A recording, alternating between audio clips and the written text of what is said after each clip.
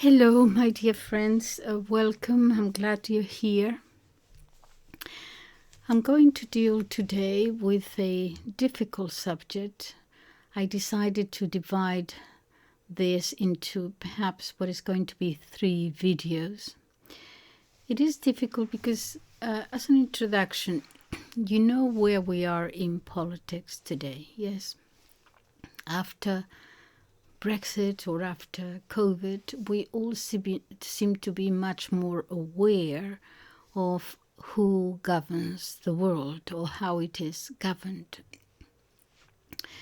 We are all much more aware of that unilateral hegemony power, and that the world now is being divided up perhaps into or turning into a multipolar world, divided perhaps around economic areas, or as the philosopher Alexander Dugin says, perhaps into different civilizations.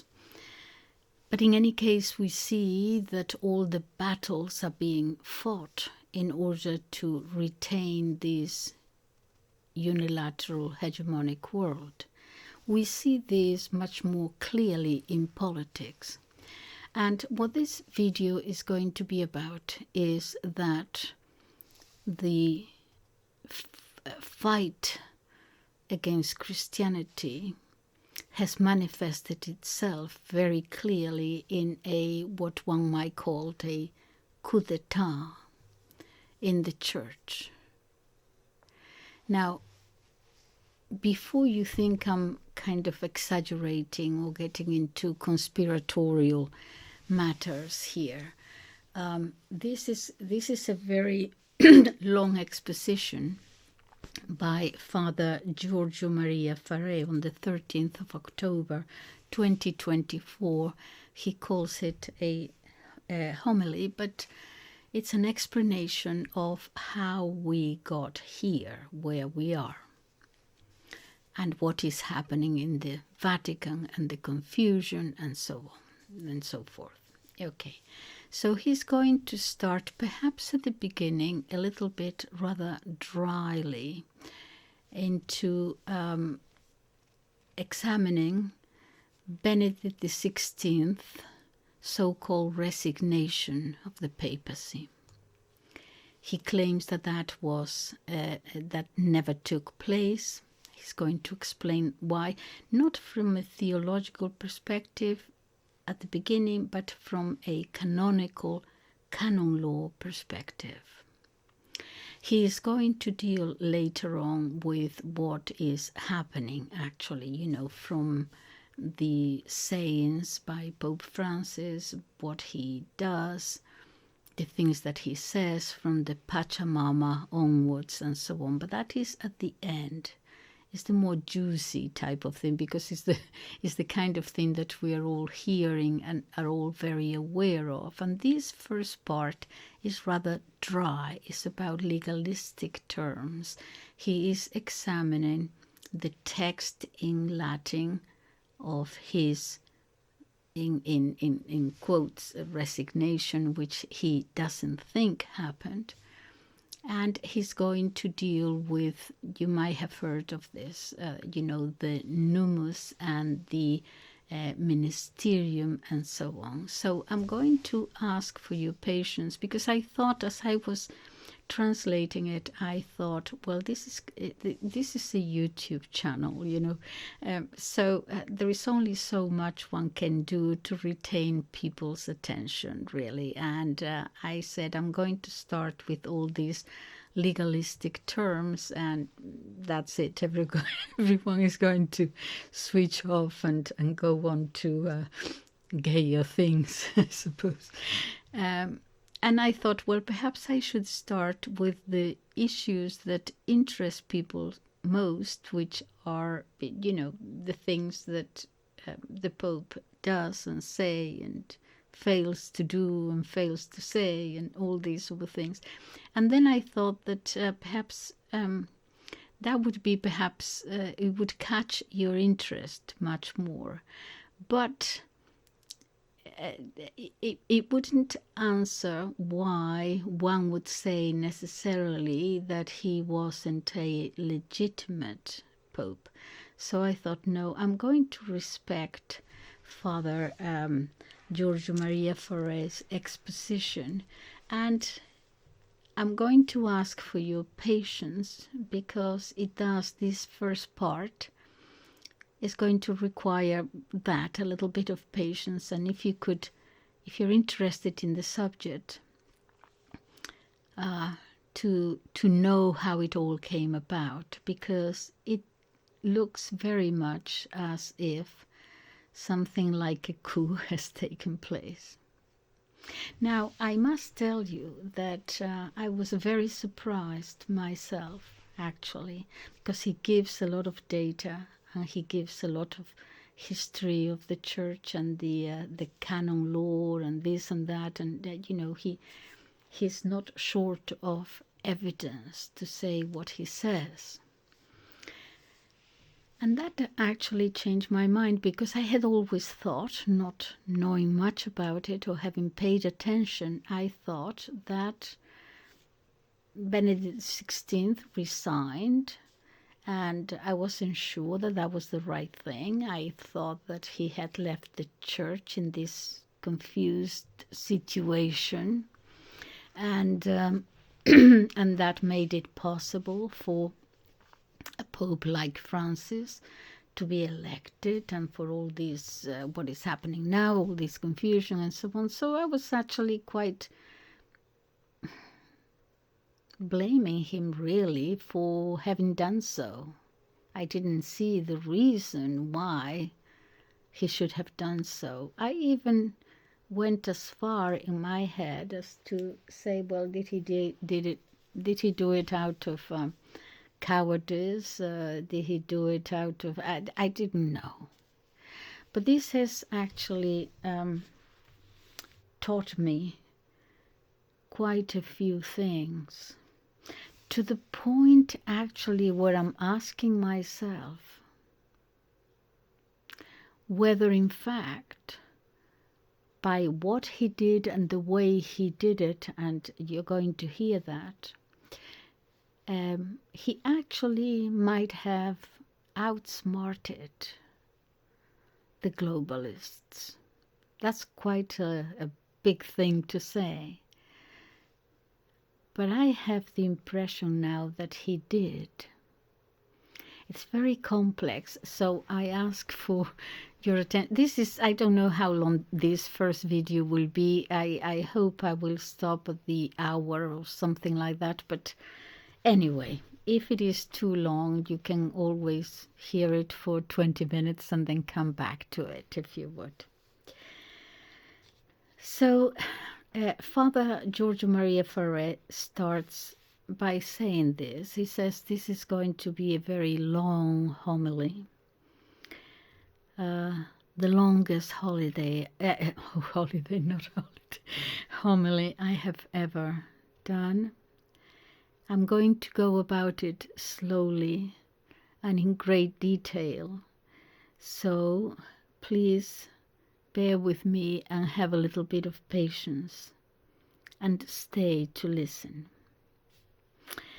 And he says, Jesus, this is as an introduction, Jesus preached loudly and straightforwardly. He said rather hard things to the Pharisees, to the doctors of the law, and to the priests. He didn't say, please behave. It is not very nice doing the wrong thing as you were doing. No. Jesus actually would say, you race of vipers. Just like that. Oh my goodness, I feel offended. Well, if you feel offended, oh, this is me talking. If you feel offended, if those people feel offended, well, please just wear a helmet or something. Okay, so Jesus risked his life, but he was faithful and told them, it is not lawful that you live like this. If you are a priest today and on a Sunday sermon you say something like, among you there are some who are a group of vipers, adulterers. Oh my goodness, well, the bishop will hear about it, would receive many complaints, many letters. You were scandalized, saying, get rid of this priest, he's insulting us. St. John the Baptist did the same as Jesus. He, well, if you want, insulted them. Why? Because he was faithful to his vocation and to tell the truth. And I'm going to have a glass of water. He did not use half words, one going to either side to condemn them. He had apostolic courage to always say things truthfully. In the last years, Father Giorgio Maria Fare continues, in the last years, I have begun to question crucial issues regarding the current situation in the Church. This period of reflection coincided with my doctorate in theology, specializing in fundamental theology, which I started 4 years ago at the Pontificate Gregorian University. How much doctrine is neglected to be taught to ordinary people by the hierarchy.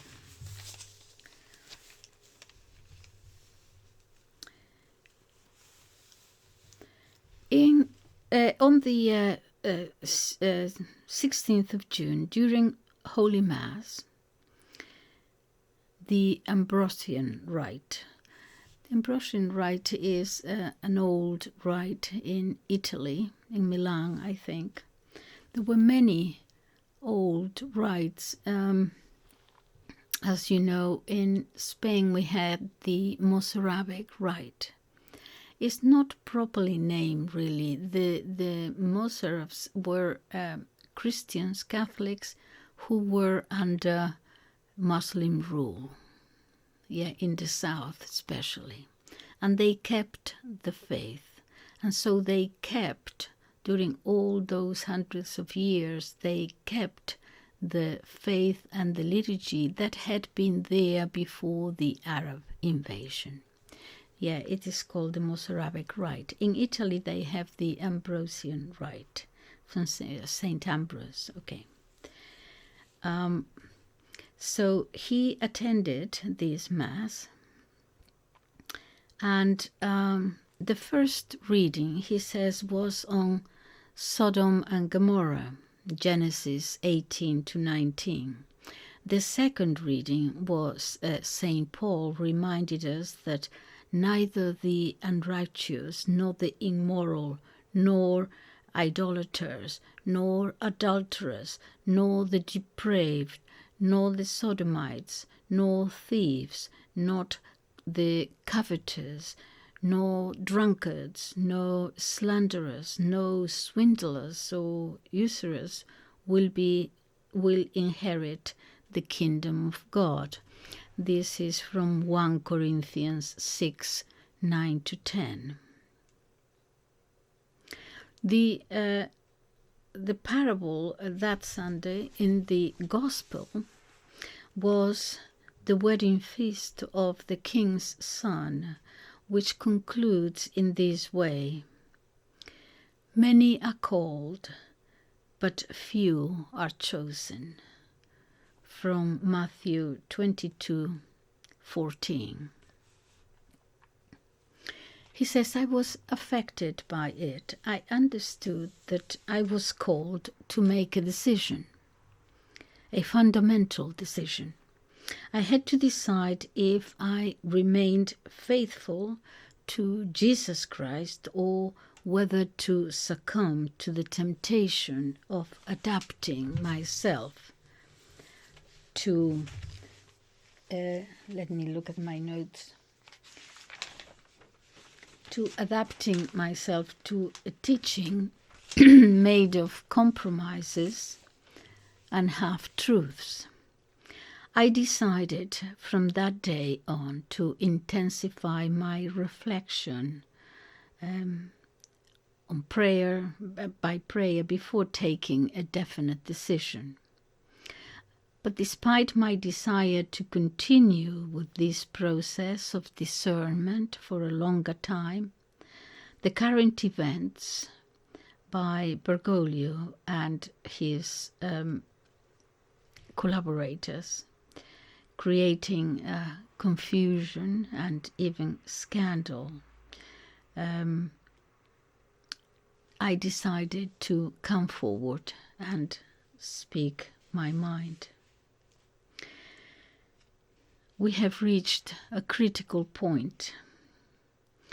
A priest must choose between preaching what the sacred scriptures and Jesus taught us, which the Catholic Church has always taught, throughout the ages, always, during the times of persecution, or, alternatively, to adhere ourselves to the so-called Pope Francis, what the so-called Pope Francis teaches in his ordinary teaching. Yes, you have heard right.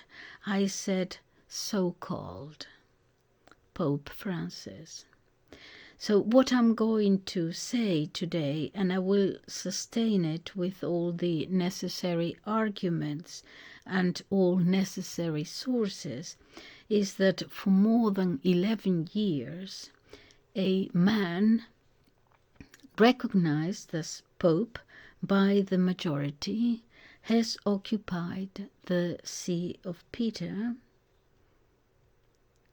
but he is not, however, the legitimate Pope. My first doubts arose when reading the publications of Father Alessandro Maria Minutella, the journalist Andrea Diaconci, and Father Fernando Maria Cornet. Those were the first doubts, the things that started saying, what's going on here?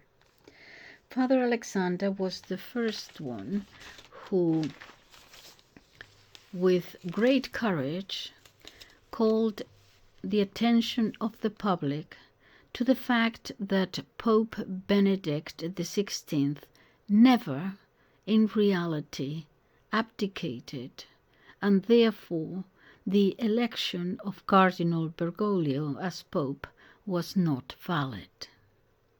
He's going to now get into great detail about Pope Benedict's statement. Cionci provided me with fundamental elements for the legal interpretation of the declaration, that is what he called it, the Pope, the declaration of Benedict XVI. And Father Fernando Maria Cornet, thanks to his book, extremely well documented, which he entitled Habemus Antipapam, do we have an anti-pope? Based on his work, I proceeded to delve further, and he goes on for a while. But first, before I start with the core of my arguments, I have to emphasize the following.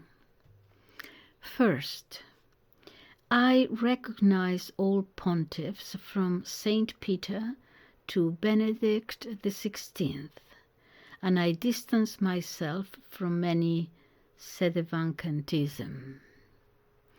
Number two, I recognize the Second Vatican Council. I have always committed myself to studying it and to denounce the new modernist interpretations that have been made of the sense of the same, and which have caused from the immediate post-council until today, destructive applications for the faith, morality, liturgy, and the life of the Church in general. I want to emphasize, number 3, I want to emphasize that I have never spoken ill of Bergoglio, even when I considered him Pope, or later when I began doubting of the validity of his election. My preaching in the last 10 years, made up of more than 3,200 interventions, is all available online, and anyone can verify what I am saying. I am, and I want to continue to remain and to be Catholic, faithful to the Church. Yes, but now we'll have to discern what being faithful to the Church or to our Lord Jesus Christ means. And the choice is Christ or Bergoglio.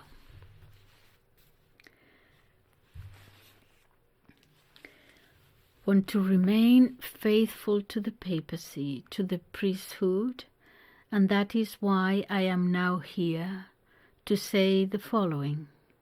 To understand fully the reasons for my statement that Benedict XVI never resigned formally, never renounced formally, and therefore Pope Francis is not the Pope.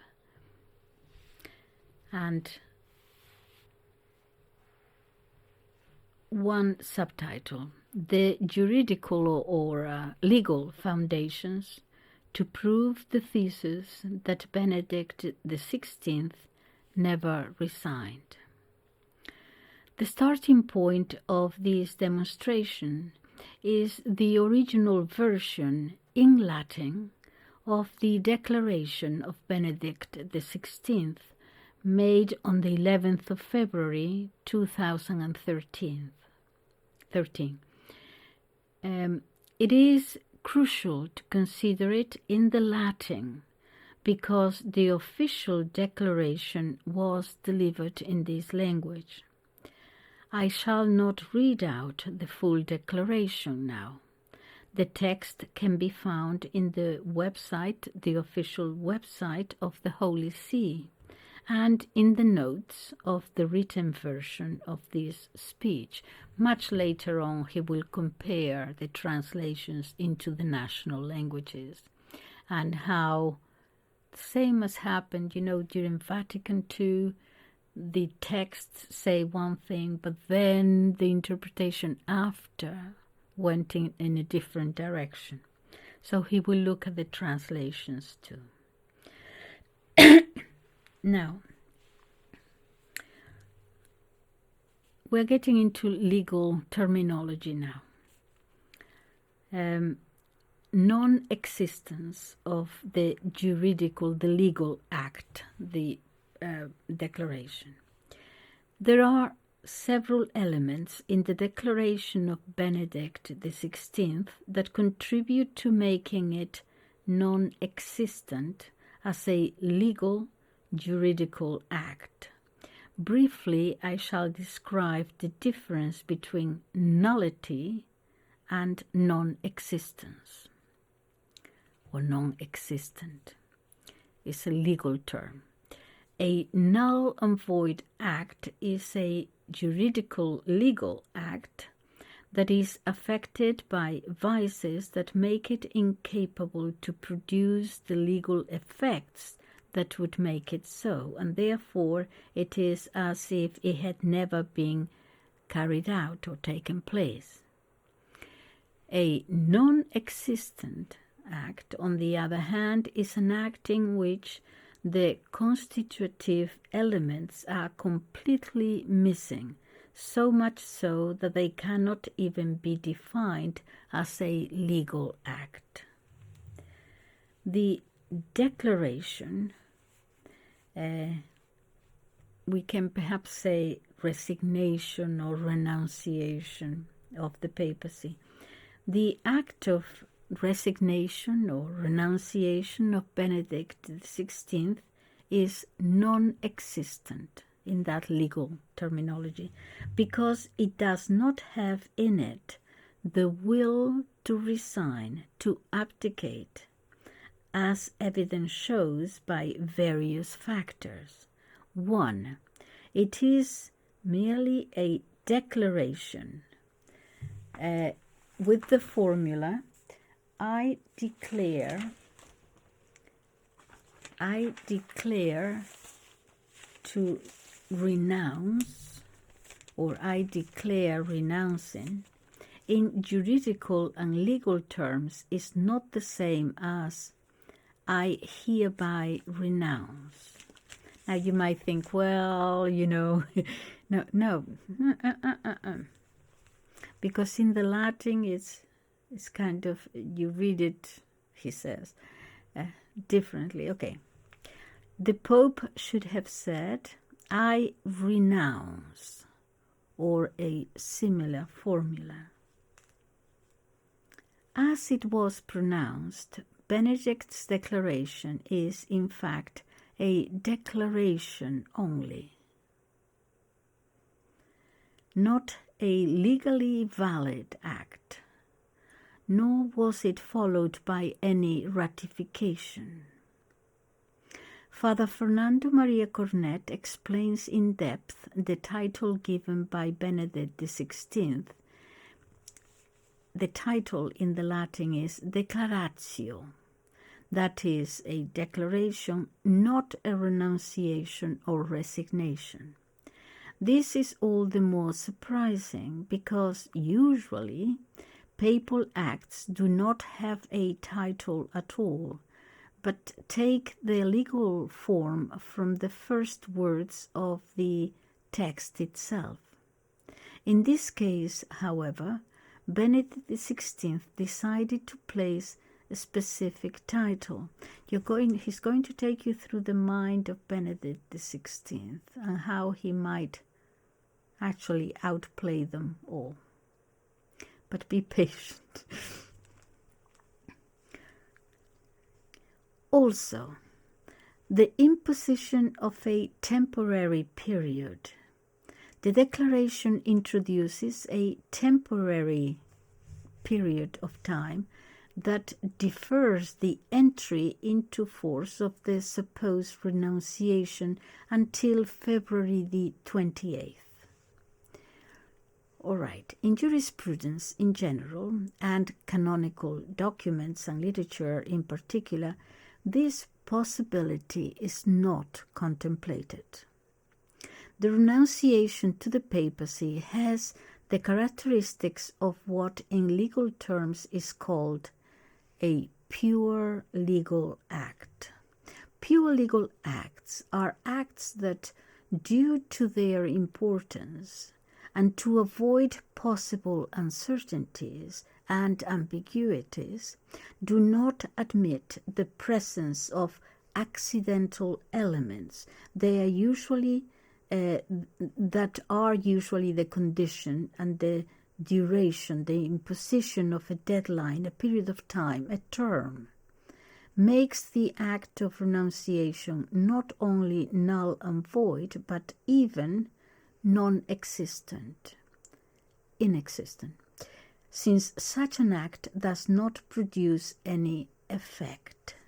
If one wanted to consider the renunciation as valid, according to the law under which Article 332.2, which is not the case, as we shall demonstrate, then Canon 189.3 would intervene, the article of the Code of Canon Law, which establishes that renunciation to an ecclesiastical office that is not subject to acceptance, such as that of the Pope, according to Canon 3322, has immediate effect. Let's see what all this means. Non-existence of the act of renunciation due to lack of object or nullity by substantial error, one of the two.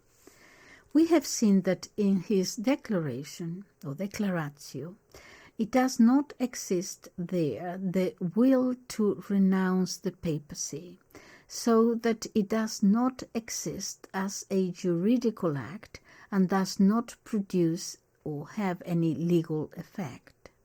If such act were to be considered legal, it would be null and void for several reasons. I shall now enumerate them. In the text of the declaration, two terms are used. The word munus, that is office, which appears twice, and the word ministerium, or ministry, which is the one used by Benedict to identify the object of his supposed renunciation, and it appears 3 times. I declare that I resign from the ministry, the Ministerium of Bishop of Rome, successor of St. Peter, that was entrusted to me through the cardinal body on 19th of April 2005. Now, the norm that regulates the renunciation to the papacy is found in the Code of Canon Law promulgated in 1983, which in Canon 332.2, relating to papacy abdication, introduces the need to explicitly renounce the munus petrinum, of Peter.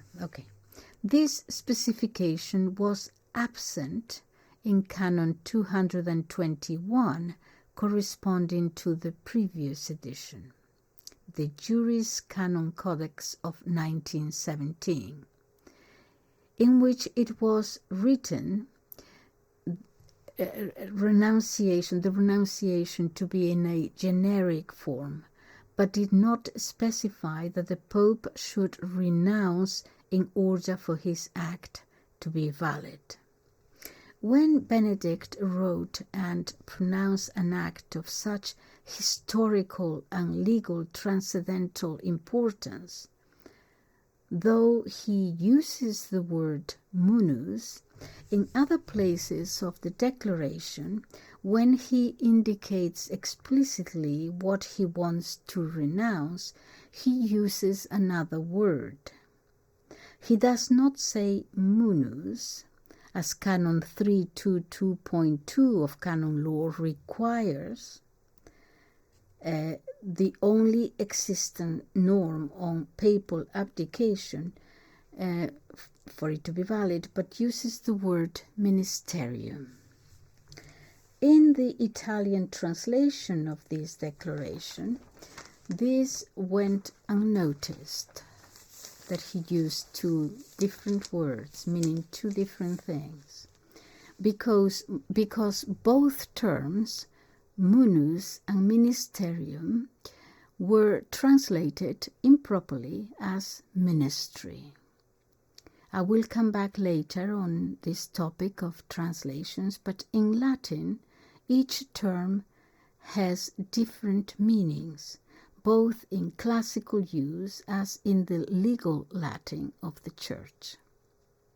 To continue with our demonstration, we must consider the sources of canon law from which the meaning of the terms munus and ministerium can be extracted. In reference to the use of both terms in the context of the most recent canon law, this can be explained in the following way. Munus refers to the office, the dignity, the spiritual responsibility of the Pope as successor of Peter and head of the Universal Church. Ministerium represents the practical and visible execution of such office, that is to say, the concrete actions that derive from that Munus. Yes, so the way I understand it is that, well, the example is not probably a good one, but just to give you a general idea. For example, in politics, in the Constitution of the United States, you have the president and you have the vice president. Fine. It's not equivalent because we don't have a vice pope. But in any case, just to give you a general idea of how I understand it, you can perhaps, for matters of emergency or age or something, or if you are the CEO of a company, remain the head of the organization, but you're not going to be involved in this case, ministry, but in the practical administration of your role in that company or in that the country. Do you see that you can, even though you're not actively participating in the administration of it, you nevertheless retain the office, therefore the authority of that position. You didn't go home. You didn't just say, that's it, I resign, bye, as other two popes did. He's going to mention them. So by using ministerium, he meant the practical, active ministry, administration of the church. Okay. The Munus of the Pope is the essence of his divine office, while the Ministerium is the practical expression of that Munus in the daily governance of the Church. With a certain useful simplification for its understanding, we can say that the Munus, did I say Munus before? Sorry, Munus conferred directly by God means being Pope. The Munus means you are the Pope, being Pope, while the Ministerium has to do with the practical exercise of the Pope's role, that is to say, the acting as Pope. Therefore, Canon 332.2 requires the renunciation to Munus, but Benedict XVI spoke of renouncing ministerium. So it follows that Benedict XVI declared that he wished to renounce ministerium and not Munus, ceasing to exercise the role of Pope, though remaining Pope. His words in the last general audience of the 27th of February 2013 confirm that for always, the Pope is for always, is also means a forever. There is no return to private life. My decision to renounce the active exercise of the ministry does not revoke this. I do not return to private life. I am not in office for the government, for the governance of the church, but in the service of prayer I remain, so to say, in the enclosure of St. Peter. The vocabulary used by Benedict has no precedence. This is surprising because if anyone knew his Latin and canon law and the history of the church, certainly Benedict did.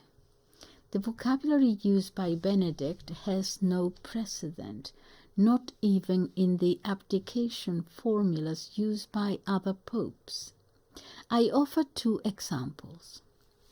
Celestine V abdicated in the year 1294, and he said, "I freely and voluntarily renounce the office of the papacy and expressly renounce of the office, the dignity and the weight and honor that comes with it." He went back to being a hermit, I believe. Anyway, he's going to tell us later. Paul VI had prepared a letter of resignation to be used in case of serious illness. He wrote in this letter, quote, "I renounce our sacred and canonical office, both as Bishop of Rome and as of the head of the Holy Catholic Church itself." However, Benedict XVI declares,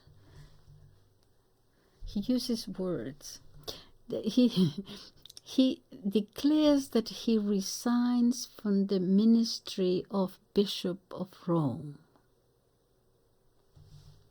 All right, so the canonist Stefano Bioli has two essays in which he analyzed the declaration of the Pope, and he reaches these conclusions. Quote, "He declares to resign from the Ministerium, not the papacy, as dictated by the rule of Pope Boniface VIII. In other words, not to the Munus, as dictated by Canon 332.2, but to the Ministerium, or as he will specify in his last audience, to the active exercise of the ministry.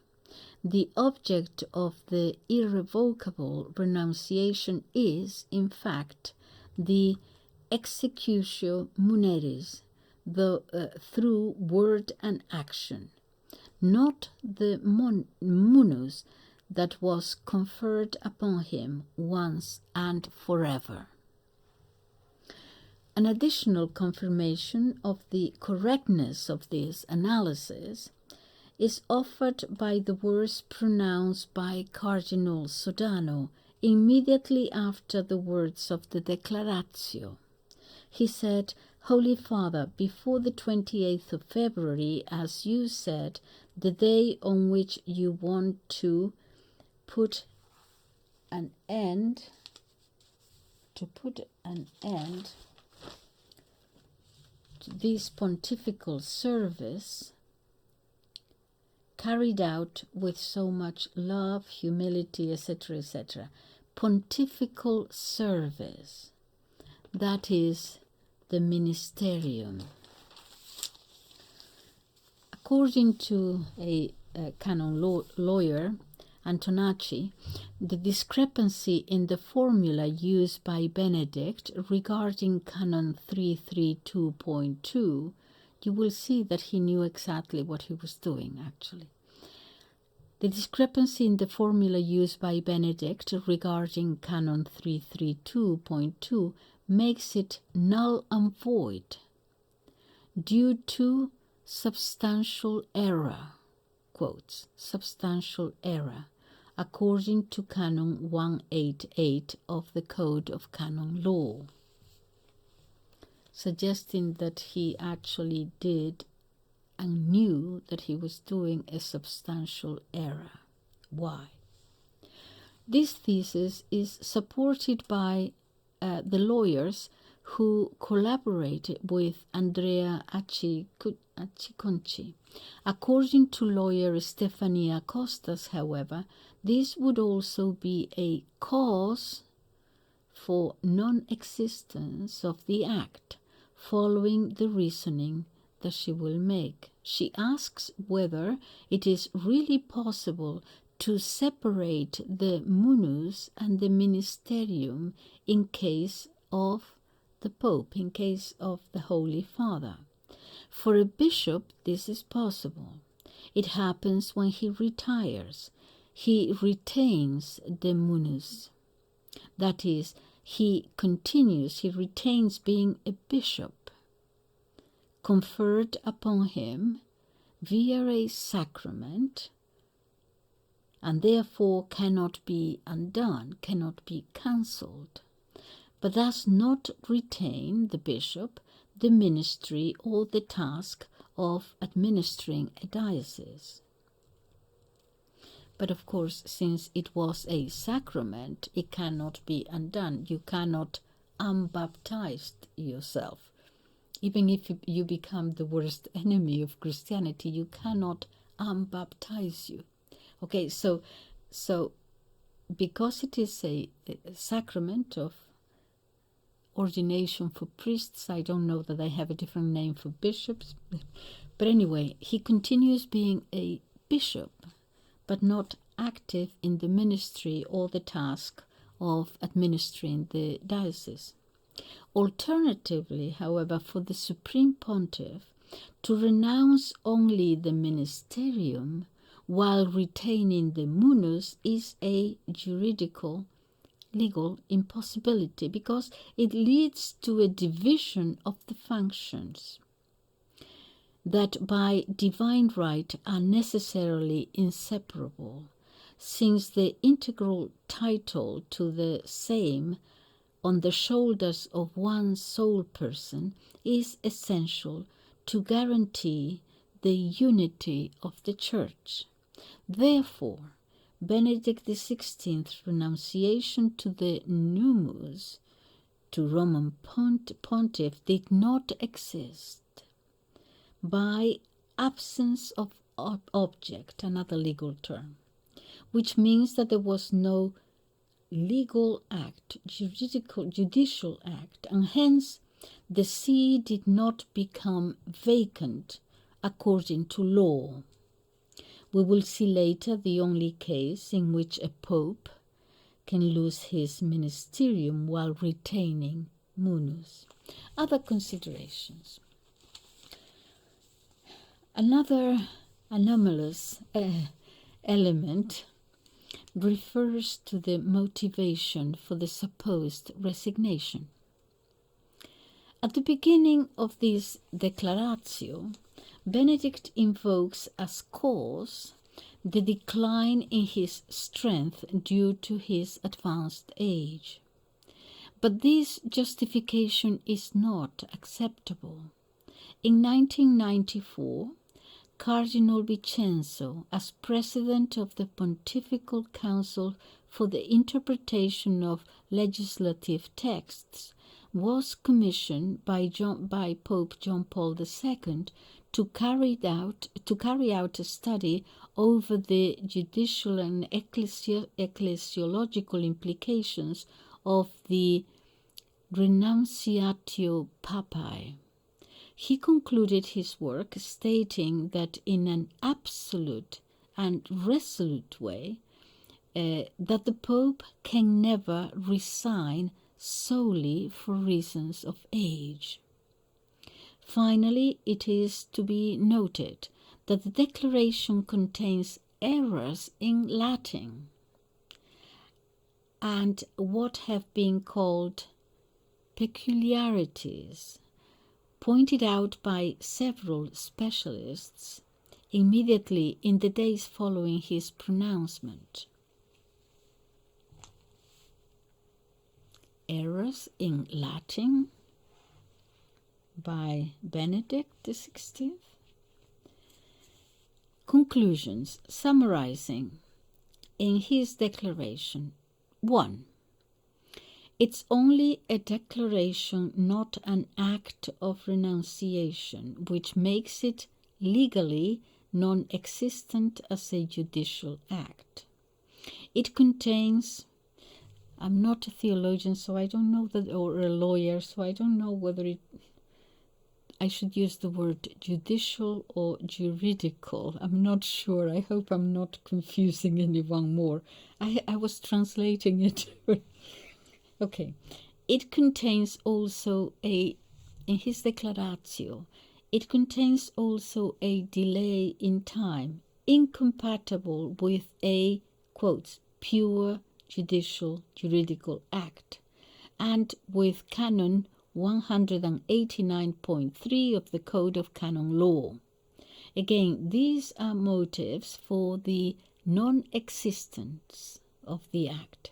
He does not use the only specific term Munus, office, required by the only canon of the current Code of Canon Law dealing with papal resignation, 322.2, but uses a different one, Ministerium.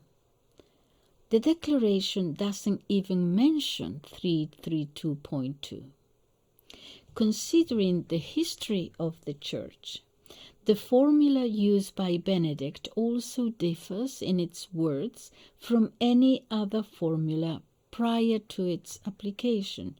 This could mean that the declaration falls under the juridical umbrella of non-existence, by absence of object, or in any case null and void by substantial error.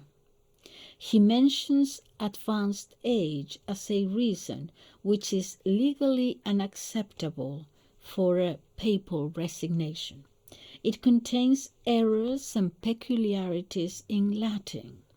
All this is surprising, considering that by his own admission, that he had made the decision to deliver the speech well in advance, and had personally, he didn't do it in half an hour, he had made the decision to deliver his speech well in advance, and had personally worked on the text for about 2 weeks.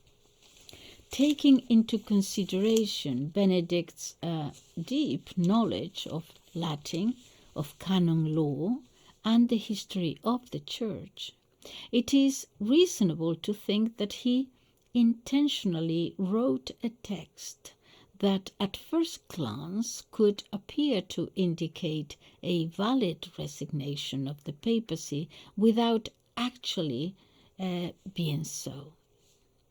In fact, but why? Oh, we are getting to it. In fact, after the 18th of February 2013, Benedict XVI continued to call himself or be addressed as His Holiness Benedict XVI, continued wearing white, signing as Pastor Pastorum, imparting papal blessings, maintaining the shield or the coat of arms, I suppose, he had as Pope, expressly rejecting a new one, and coined for himself the title absolutely unprecedented in Church history of Pope Emeritus. This situation is unprecedented in Church history. Only to give 2 examples. The already mentioned Pope Celestine V in the year 12-something. At the same moment he formulated his resignation, he descended from the throne of Peter, I suppose, took off his ring, tiara, and mantle, and dressed with the tunic of the monastic congregation that he himself had founded, and retired to live as a hermit. Gregory XII, who abdicated in 1415, returned to become again Angelo Corraro, Cardinal Angelo Corraro, as was reinstated to the College of Cardinals. In this respect, Father Cornet points out that Benedict XVI, speaking in German, referred to this action of his by the term rhythmic, to step aside, threaten, while in the German threaten, while when talking about other pontiffs' abdication, as for example the one by Celestine V, when he was talking about him, Celestine V, he used the term Abdankung, German, for abdication. Whereas referring to his, it was threaten, stepping aside. These are other elements which confirm what has been said so far, that Benedict XVI did not have the idea to abdicate, to renounce, to resign, and did not abdicate. Now, the juridical legal grounds to prove the thesis that Cardinal Bergoglio was not elected Pope in a valid way.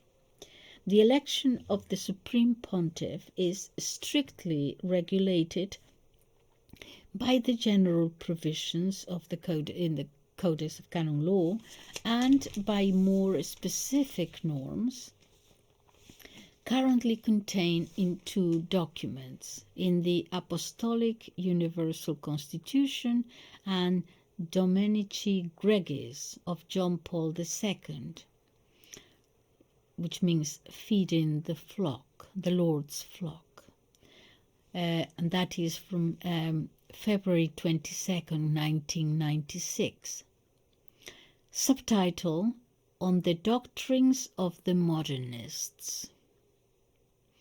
And the motu proprio, norms non nullas, non void, of Benedict XVI. By analyzing these norms, we can identify at least 3 reasons for nullity with respect to the election of Cardinal Bergoglio. The first reason for nullity is provided by Canon 153.1 of the Codex of Canon Law, that the see was not vacant, given that Benedict XVI was alive and had not validly abdicated. The second reason for nullity comes from a combination of norms Universi Dominici Gregis. He's going to explain these two. And the third reason for nullity of Francis being Pope is provided by the principle Papa dubius, Papa nullus. If there is doubt, he's going to explain this well. Of course, doubt has to be a serious doubt, we understand. Not that you don't like him, obviously. Okay, the first reason is easy to understand. I will now deal with the second and the third. The Apostolic Constitution Universi Dominici Gregis, in 1996, Pope John Paul II promulgated the Apostolic Constitution Universi Dominici Gregis, which updated the rules for the election of a new pope after the death or resignation of the previous one.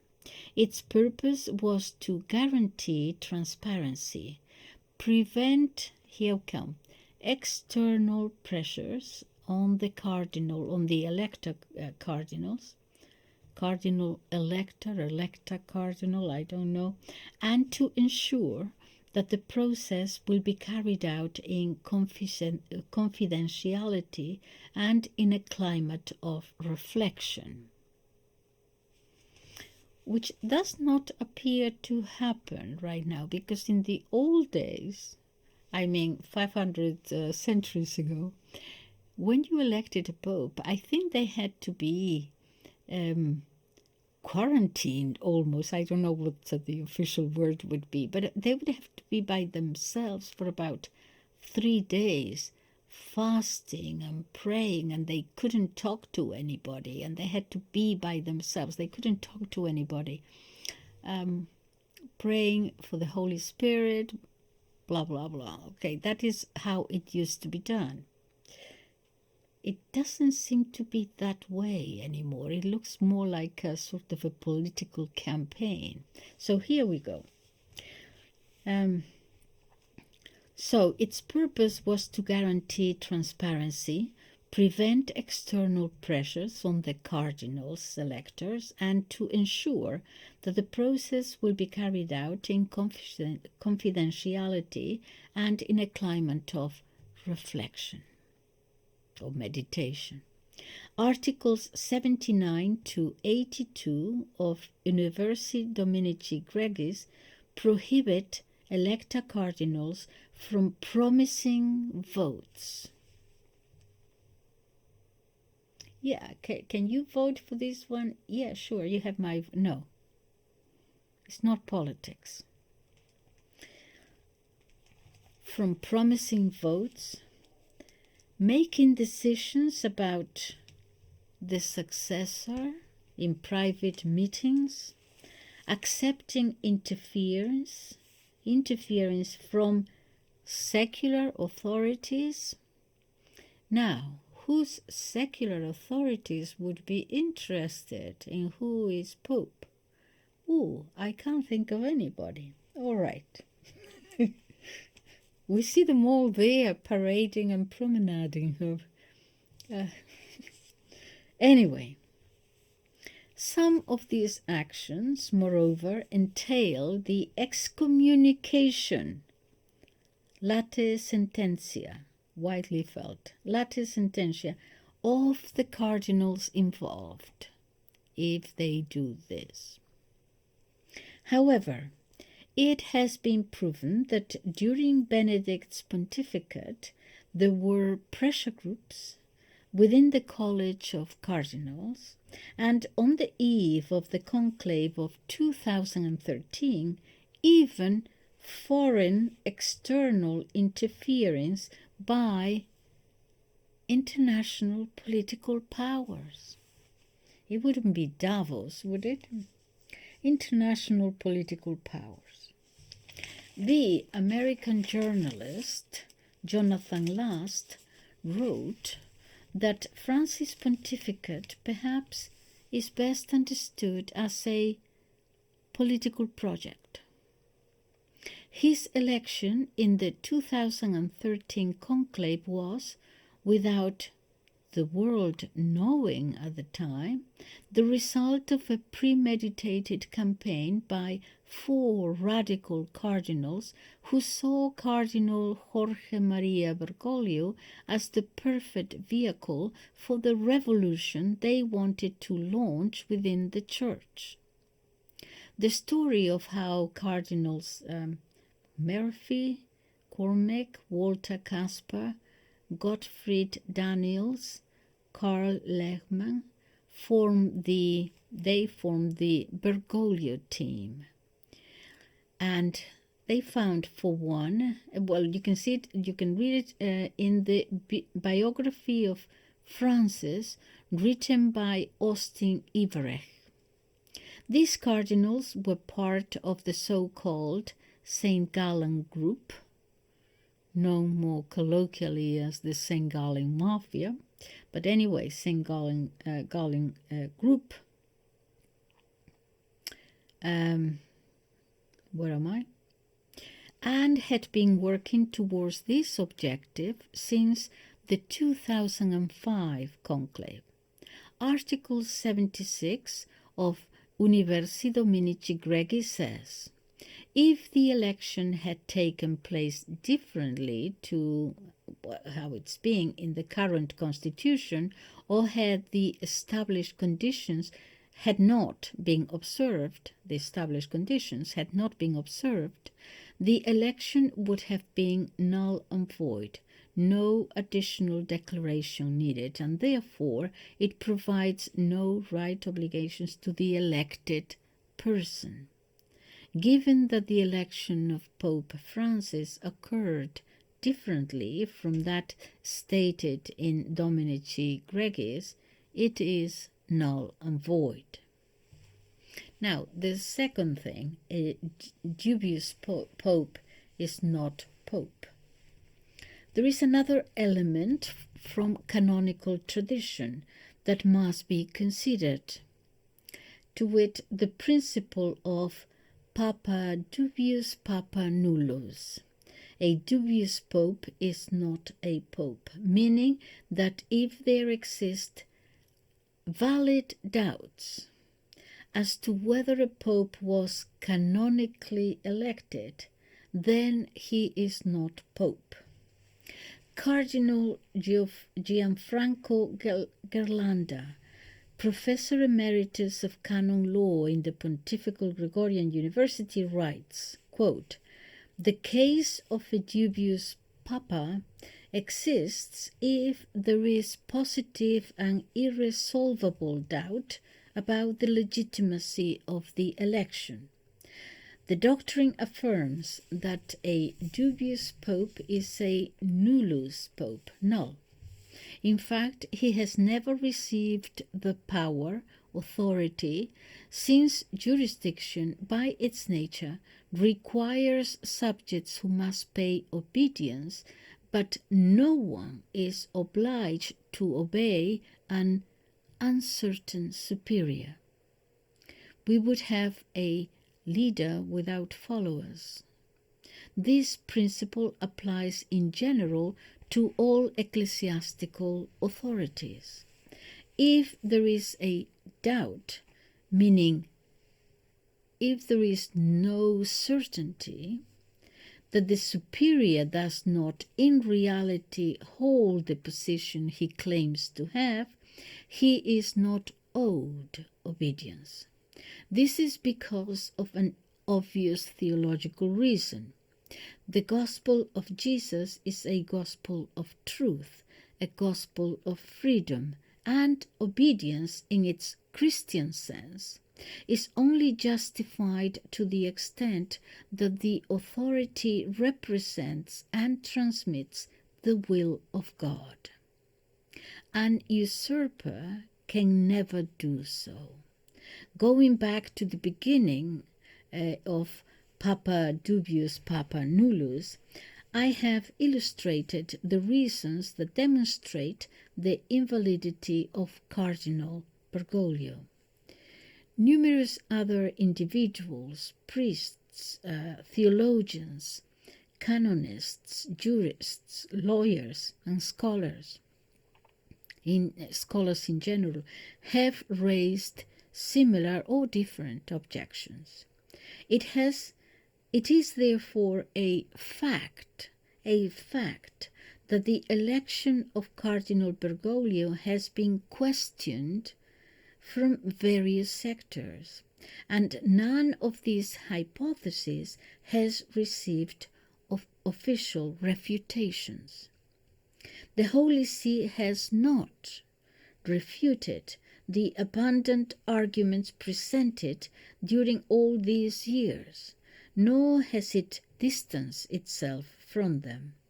Even in the case of excommunicated priests, for declaring the election of Francis invalid. The excommunication late sententia has been declared as schism, but as far as I know, it lacks the foundation. It has not been demonstrated.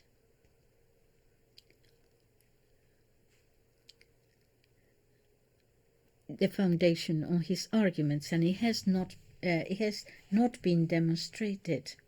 This is a problem because Pope Francis falls certainly under the category of dubious papa.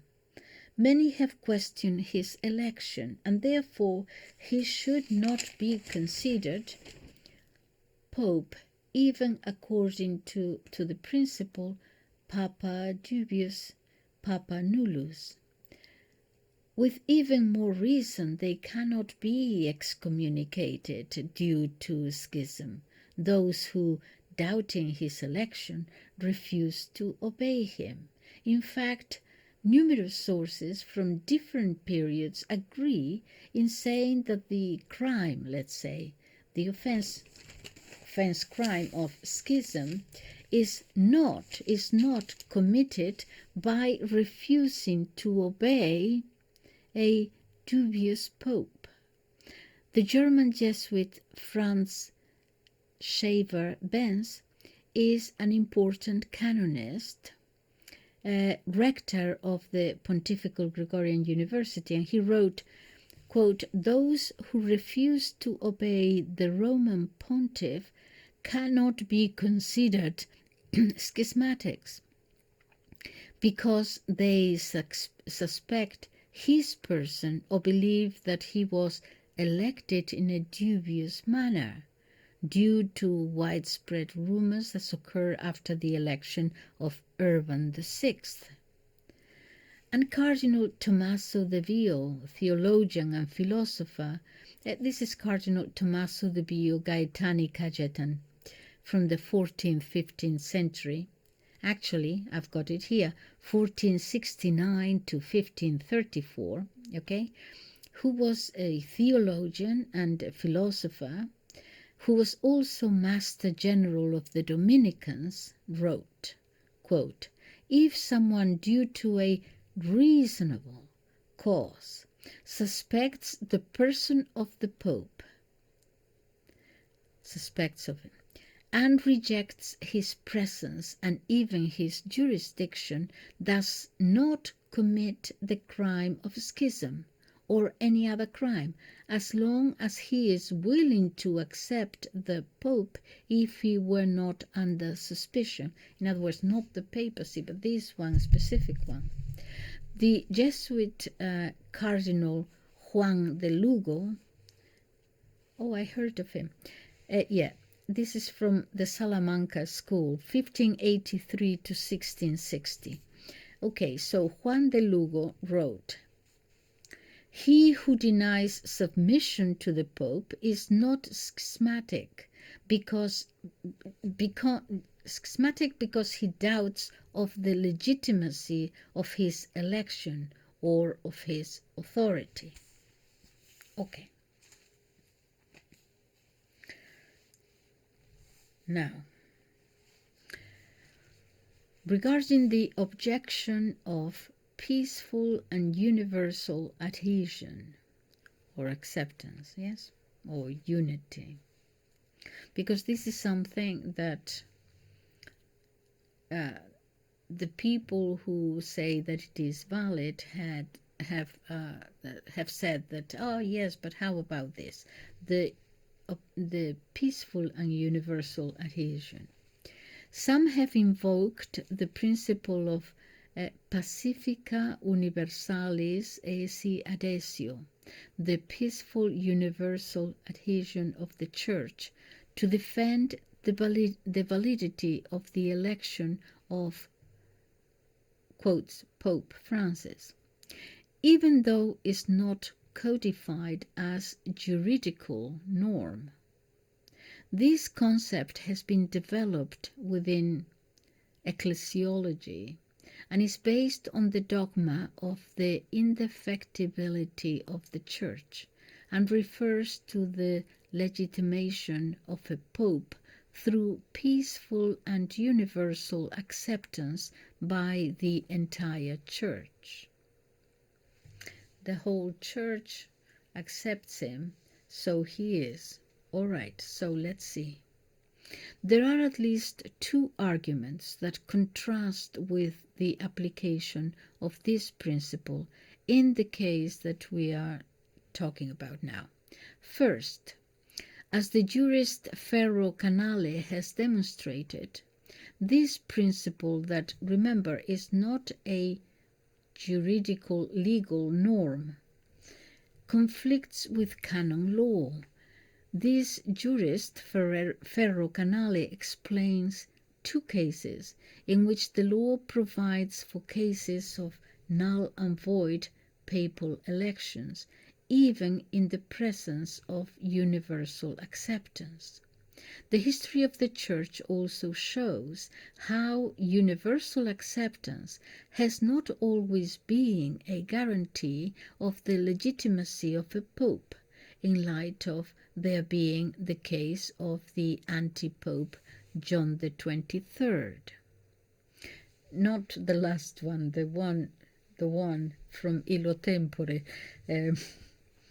14th century, whose name remained in the pontifical annual books for 500 years before being taken off. Second, even if the principle were to be considered valid, the principle would be applicable to the case we are now addressing, not be the case because it presupposes a profound, deep communion and consensus within the Church itself, elements that are currently tainted by the presence of numerous and discordant voices, persistent in time, though in a minority. Consequently, one cannot speak of a peaceful and universal consensus now. Furthermore, it is important to consider that the debate on the validity of the election of Cardinal Bergoglio has been subject to media and ecclesiastical censorship.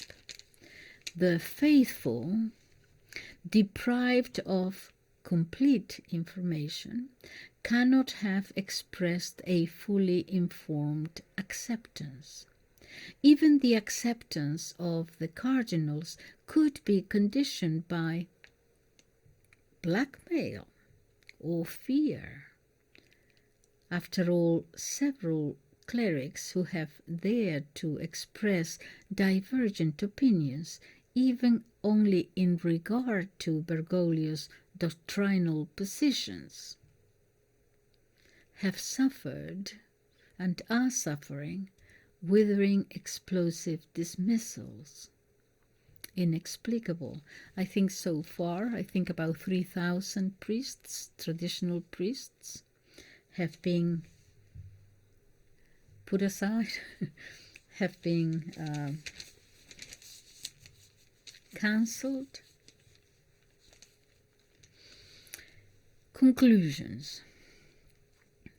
In all the cases discussed above, the consequence is that Bergoglio is not Pope, has never been Pope, and has no rights as Pontiff.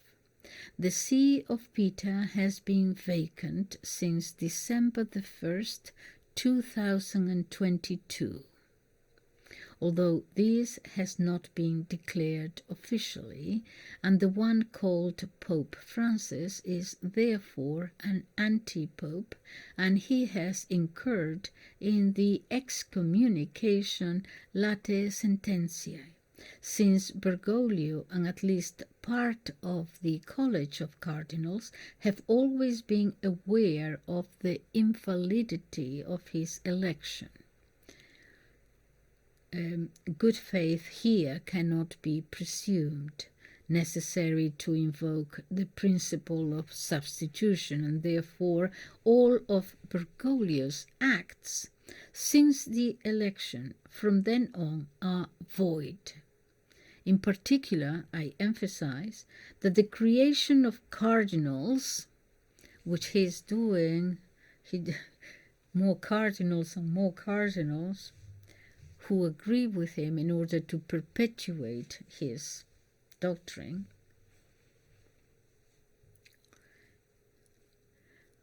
that the creation of cardinals is not valid. I also remind you that during the prevented see, I don't know that this is the right translation, impeded see, I hope that's closer to the Latin, to impede, to hinder. I'm going to say impeded see from 2013 until the death of Benedict XVI, or during the vacant see since his death, to date, the College of Cardinals, the congregations of the dicasteries, can only manage ordinary and urgent matters without making decisions that could be considered innovations or significant changes in the life of the Church. They cannot do that. This in accordance with Canon 335 of the Code of Canon Law that says when the Roman See becomes vacant or totally disabled, nothing must be introduced nothing new, innovated in the regime of the universal Church. However, the special laws given for those cases, we shall talk later about the Impeded See of Benedict, which is horrific, by the way. I had no idea. It sounds to me as if he was, well, he wasn't in exile, he wasn't an actual prisoner, but by goodness, he couldn't express himself. You will hear it. The Impeded See of Benedict. This situation also lays the foundations for an anti-pope succession, because in a conclave where pseudo-cardinals appointed by Bergoglio, that would be null and void, according to Universi Dominici Gregis, number 33, which states that only validly created cardinals can elect the Pope.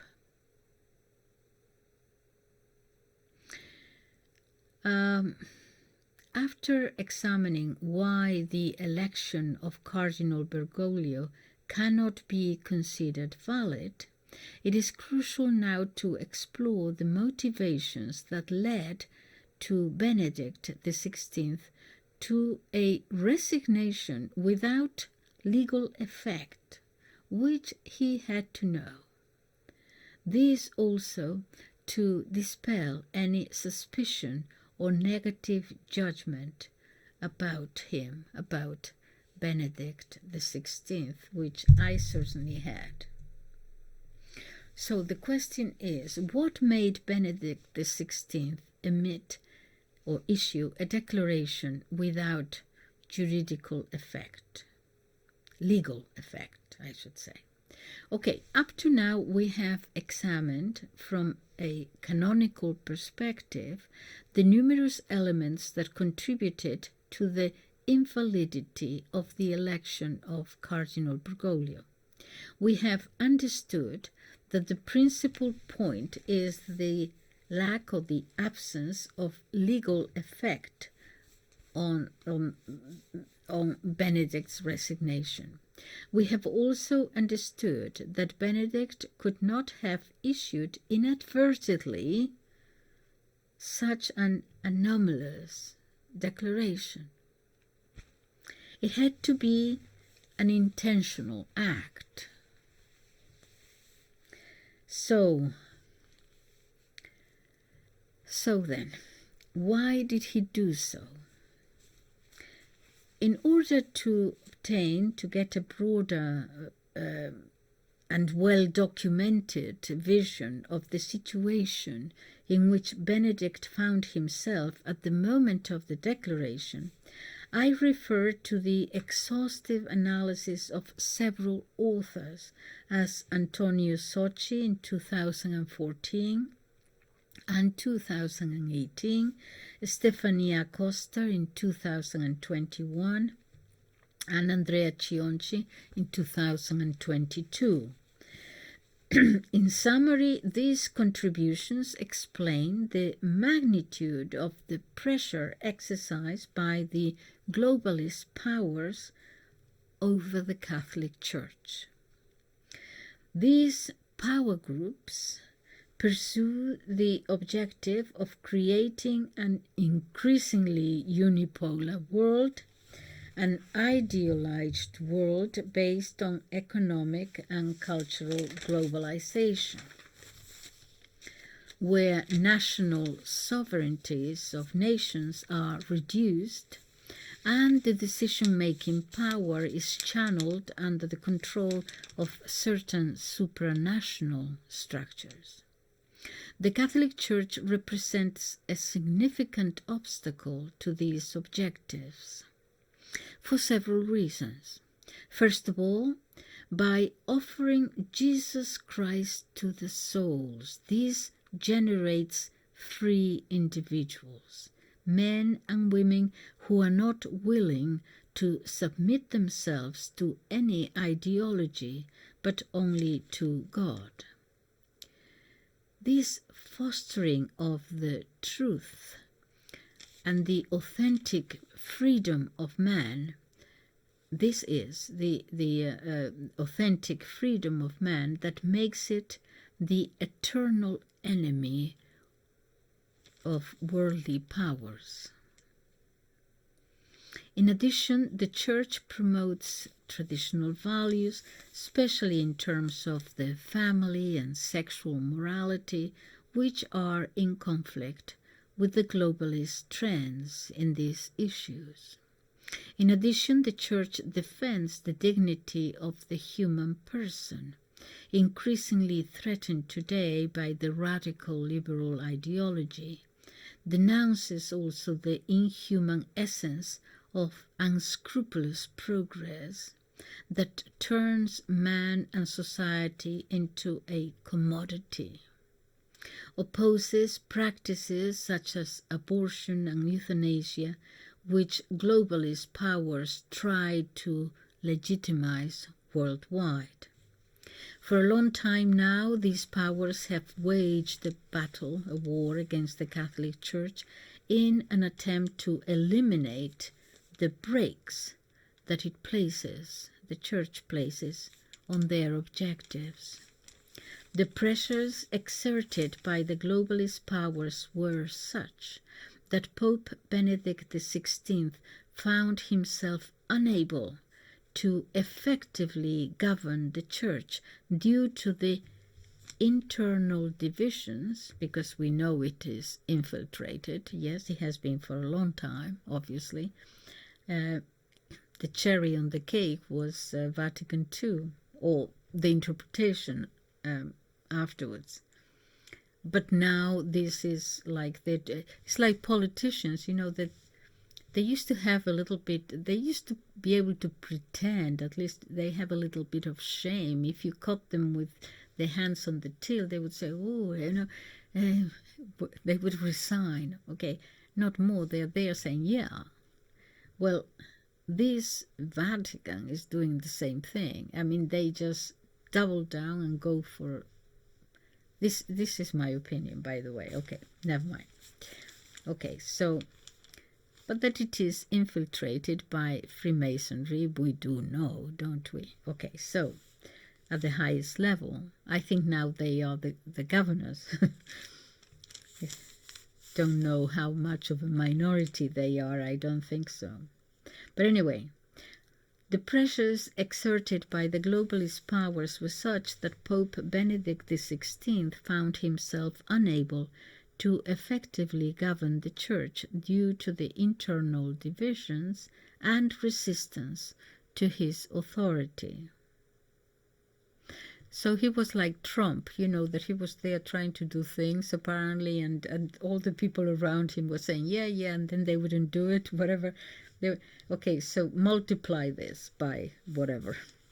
Some even have speculated about blackmail situations, although we cannot be certain about this. This reconstruction, of course, this interpretation only offers a very concise summary of very complex events. But let us now delve deeper into what, by logical deduction, was the motivation which forced the Pope to act as he did. One of the strategies used by the globalist powers to guide the Church towards more conciliatory positions with their agenda was to secure the support of many high prelates within the ecclesiastical hierarchy.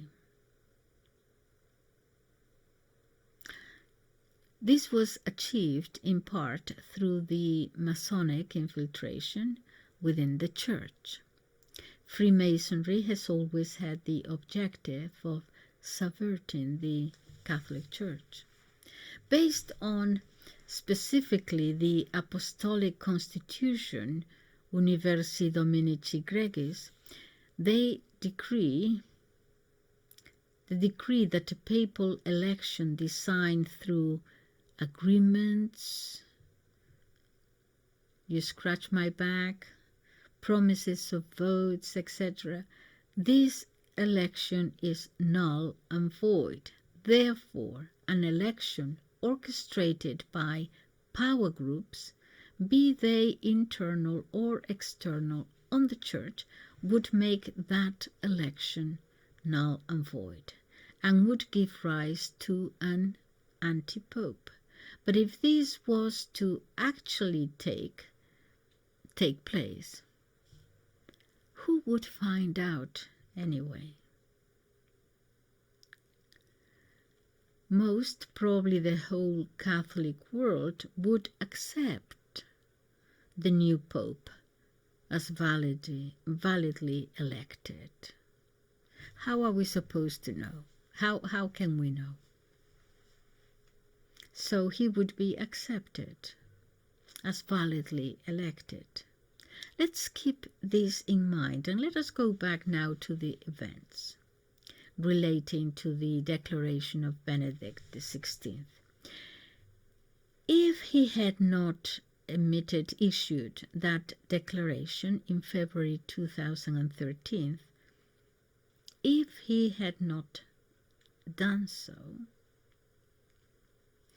after his death there would have been a regular conclave, right?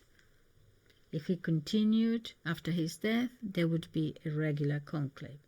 However, the declaration, being ineffective as an act of resignation or abdication or renunciation of the papacy, as I have previously explained, he says, it laid the groundwork for the possibility of an invalid conclave. I'm going to put it to you to consider this point carefully. What he did, seeing what was happening, was to make sure, this is this interpretation, you don't have to accept it, but consider it. He knew what he was doing, and what he was doing was to make sure that this election was invalid. He outsmarted them. Had he not done so, he's going to talk more about other reasons, but had he not done so, he would have stayed, okay, and then there would be a general conclave. And probably there would be a campaign, and probably Bergoglio would have been elected. Yeah? But it would have been canonically valid.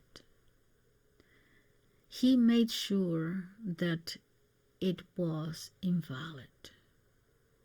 This is rather complicated, but it's fascinating. Okay.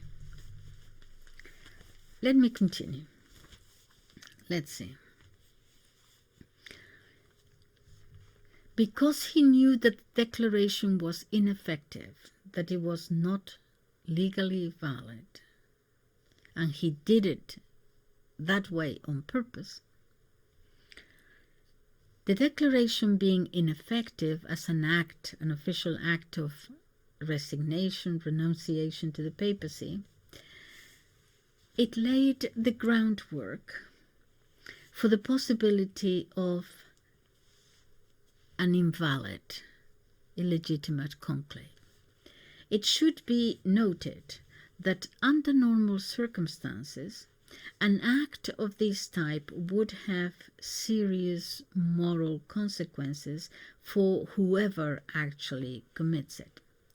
In fact, even if Pope Benedict had acted out of fear that a pope with heterodox ideas after his death, he could not have done what he did without faltering in faith in the dogma of the indefectibility of the Church.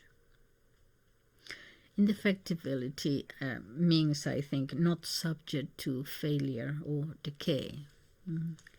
This is because even if there were a candidate with heterodox ideas, after a valid election, he would receive the grace of state or the grace of the office and the assistance or the help or the grace really of the Holy Spirit, which would prevent him from professing heresies.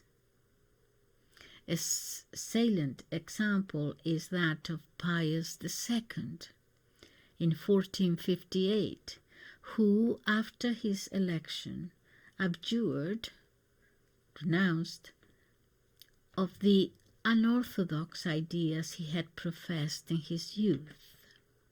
Given the okay, so what he's saying is that even, I think, comment if you don't agree, but I think what he's saying is, even if the Pope, any Pope, would do or say heretical things, that being a valid, legitimate Pope, we believe, under the guidance of the Holy Spirit, would retract, would become aware.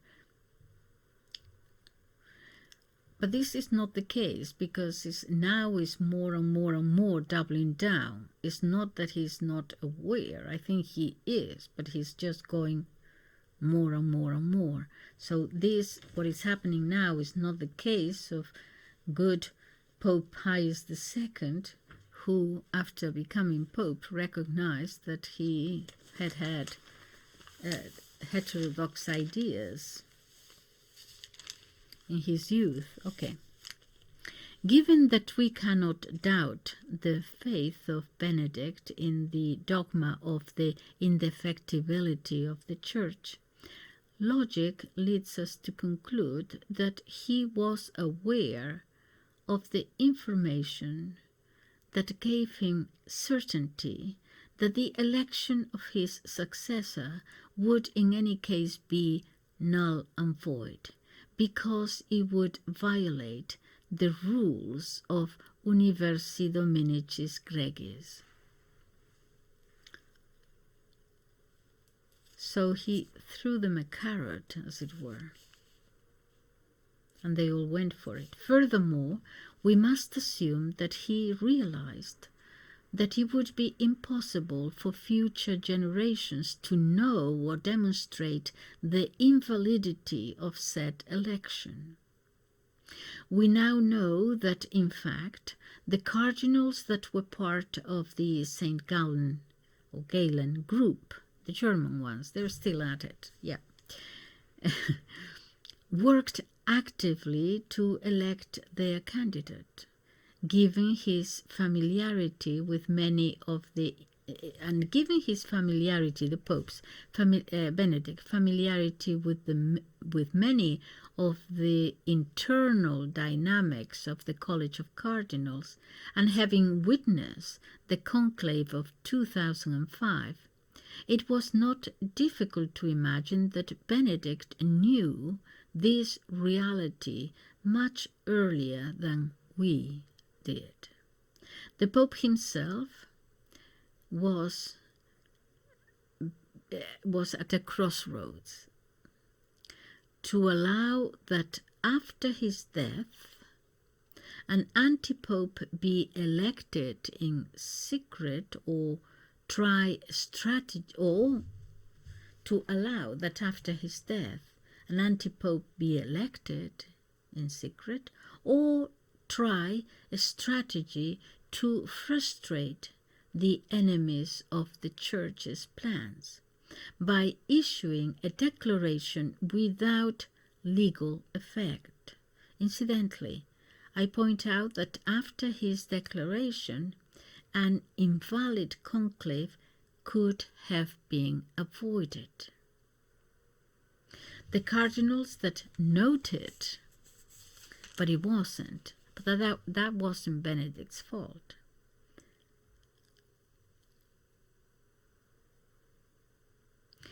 The cardinals that noted, and there were many, the cardinals that noted the anomalies in the declaration, as well as those who allowed that the translations were manipulated and allowed them, as we will see later, the translations from the Latin. They knew of the anomalies. It was very strange, and they knew of the manipulation of the translations. They could have immediately raised the issue and prevented the convening of a conclave. They could have prevented it, but this did not happen. So it is important to note that the real responsibility of what happened should not fall on Benedict XVI, who thought it might happen, but rather mainly on those who understood and remained silent in bad faith. Benedict's strategy allowed him to maintain the Munus without having the Ministerium, a condition that for a pope only occurs in a situation legally known as an impeded see, according to Canon 412 of the Code of Canon Law. In fact, when the cardinals convened the conclave, illegitimate because the Pope was alive and had not abdicated, Benedict was put was put, as it were, in an impeded see. It's a sort of invisible jail cell, impeded see, according to, and remained in this condition for 10 years, during which he offered the faithful and the clergy in good faith the possibility of recognizing the illegitimacy of Bergoglio's election. In light of this, we can understand better the striking choices of introducing the title of Pope Emeritus and maintaining the white habit, the title of His Holiness Benedict XVI, the papal coat of arms, etc. He was hoping for the cardinals to act. After the declaration, and for some time, many debated about on the issue of the two popes. When he was asked about this, Benedict always replied, "There is only one pope," but without ever specifying which one it was, him or Bergoglio. This is strange. Why wasn't he more clear? Well, this is a typical example of the many messages of Benedict XVI after the declaration, which confirms his state of being in impeded see, that is to say, not free to communicate the truth of his thinking. When examining his replies in several interviews, we can see, thanks to the valuable analysis of Andrea Cionci, the use of a technique known in the moral manuals as broad mental restriction. That is, the omission of details or use of expressions that can be interpreted differently by whoever pronounces them and whoever listens to them. This allows, in serious, important circumstances, not to lie, but at the same time not to reveal secrets or say things that would have grave consequences. I quote an example that by itself alone should demonstrate the impossibility of Benedict to explain explicitly his actions. When the journalist Andrea Tornielli asked him why he continued wearing the white cassock and calling himself Benedict XVI, he answered,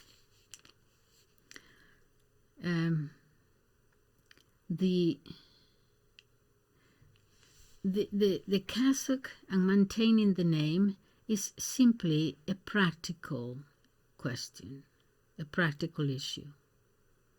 At the moment of the resignation, there was no other clothes available. That was his reply. No other clothes available? I mean, he could have just said, no, I'm not the Pope, I renounce, and then just leave. Put a suit on or a black cassock. That is very strange.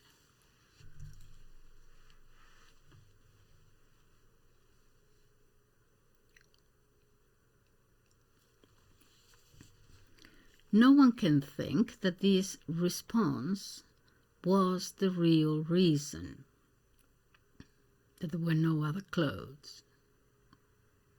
The explanation must be another and would not be understood. Why avoid the answer? Why avoid to answer with the answer that he gave, a paradoxical reply, if it were not for the lack of freedom to do so? It is evident that the case of Benedict XVI differs from those of the past materially because he was materially incapable of communicating. Incapable in terms that, not that he had a difficulty with his mouth, but not allowed to.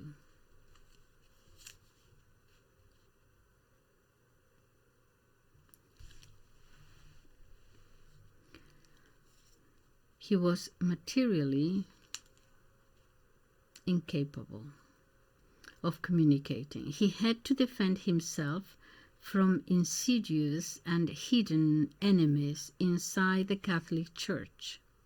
He was not visibly exiled or imprisoned, but he was deprived of the freedom to express himself with clarity, also due to media manipulation that privileged all criticism against him and against his teaching, his magisterium, and systematically obscuring the news and arguments in his favor.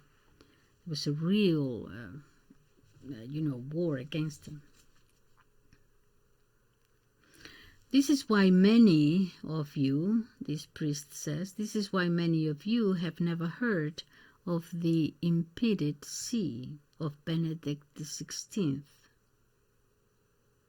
Despite the large amount of documentation produced on the subject, the Gnostic faction inside, infiltrated in the Church, began to manifest its subversive agenda in an increasingly clear way after the 2013 conclave, which was not evident then, but it is now, 11 years later. The globalist powers are achieving their objective.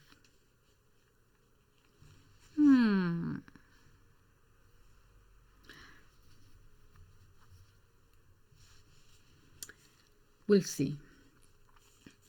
With the connivance of Bergoglio and his collaborators, that's a nice term, who have mixed the teachings of true doctrine and the defense of non-negotiable values with religious pluralism, commitment to things profane, the world, environmentalism, immigrationism, etc. Thanks to this, all lovers of truth have been able to begin to know now the existence and nature of this current enemy of Christ that has been hiding in his church. The manipulations of the official versions of the declaration. I think I will leave it here because I've probably been going on for about 2 hours. This will be my next video, and this, as I said, was more about canon law and words and so on, but it gets more and more interesting, and I hope you will join me again. Thank you very much. Subscribe. Give me some movement here in the channel. Thank you. Bye-bye.